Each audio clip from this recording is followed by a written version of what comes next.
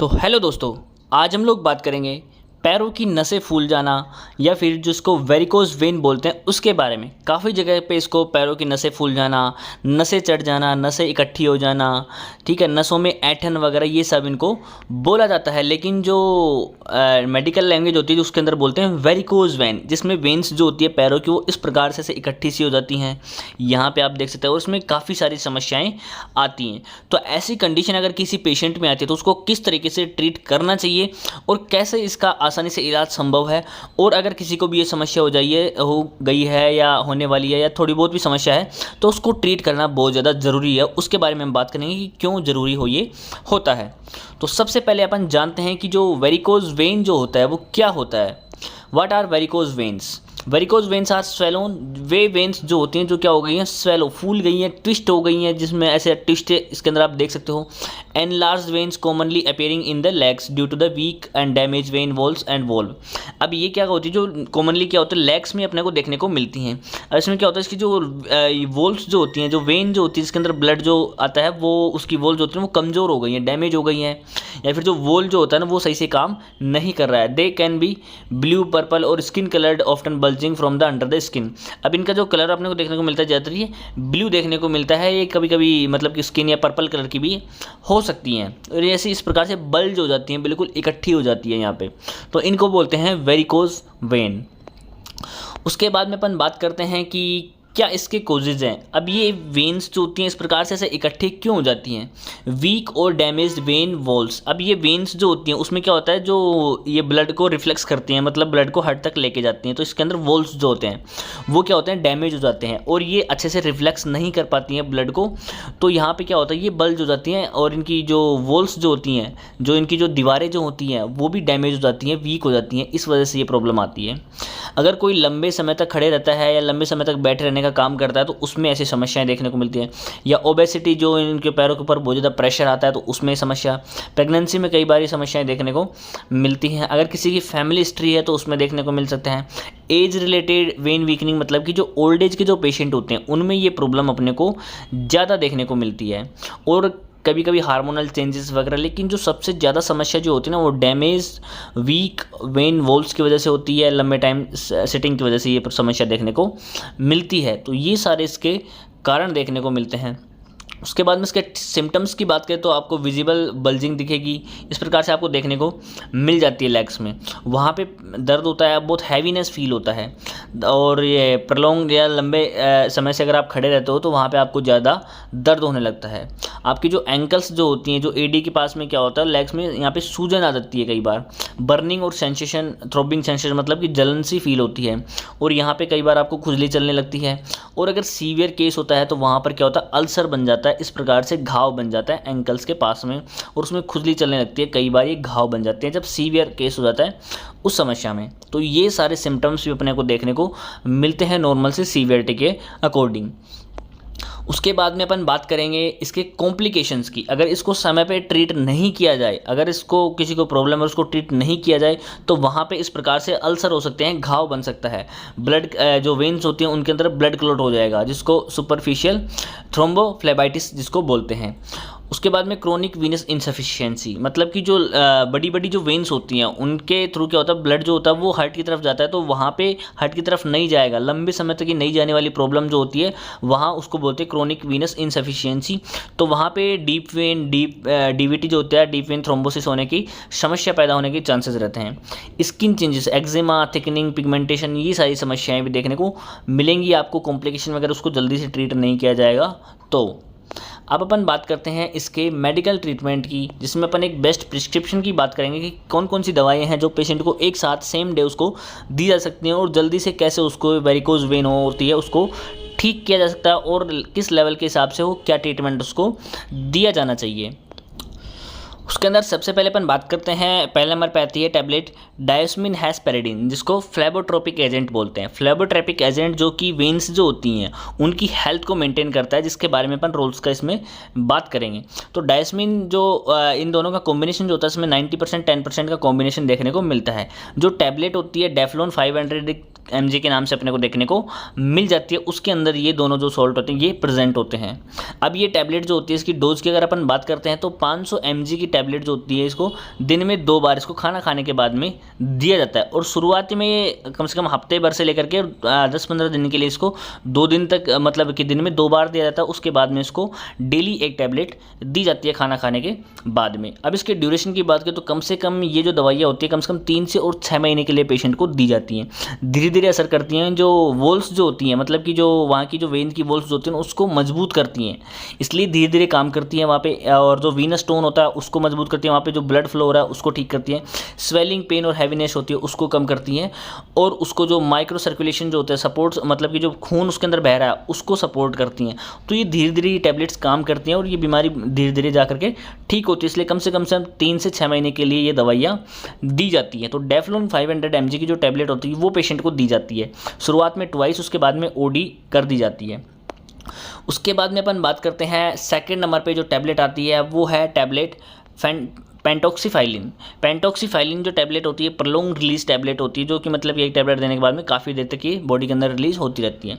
इसकी 400 mg की जो टैबलेट होती है इसको 2 टाइम्स डेली आफ्टर मील्स दिया जाता है, मतलब कि एक टैबलेट सुबह और एक टैबलेट शाम को। इसको भी सीवियरिटी के अकॉर्डिंग देखते हैं।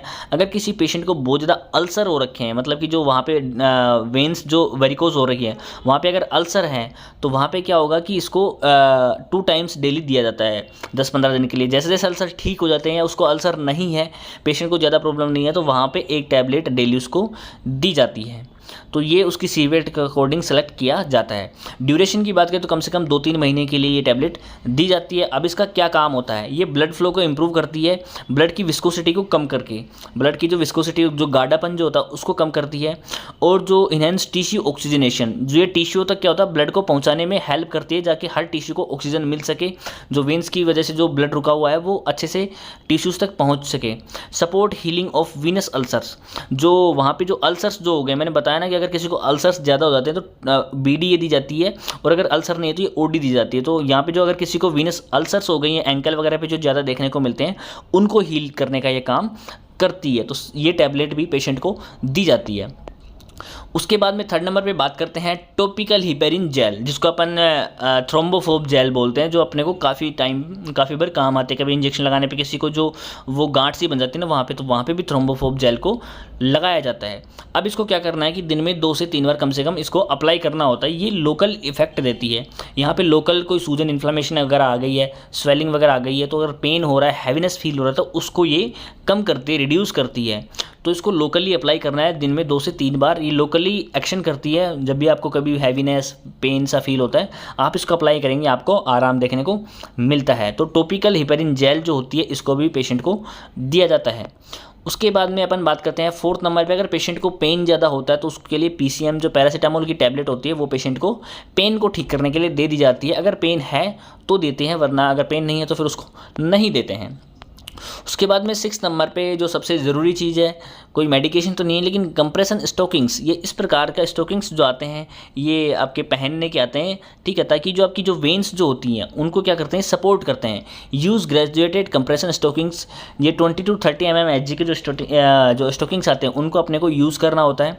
डे टाइम के दौरान इसको पहनना होता है, स्पेशली व्हेन स्टैंडिंग और वॉकिंग, जब भी आप खड़े रहते हो या फिर जो घूम रहे होते हो तो अब आपको पहनना बहुत ज़्यादा ज़रूरी होता है। ये क्या काम करता है, जो वीनस प्रेशर जो होता है उसको कम करता है, स्वेलिंग और डिस्कम्फर्ट को ठीक करता है, और आपकी जो ये पोस्चर होता है जो वेन्स वहाँ पे इकट्ठी हो के बल्जिंग हो रखी है ना उनको भी ठीक करने में ये हेल्प करता है। तो कंप्रेशन स्टॉकिंग्स का यूज़ करना बहुत ज़्यादा ज़रूरी है। इसको डे टाइम में पहनते हैं, रात को इसको निकाल देना होता है। तो दवाइयों के साथ में ये कंप्रेशन स्टॉकिंग्स भी ज़रूरी होती हैं।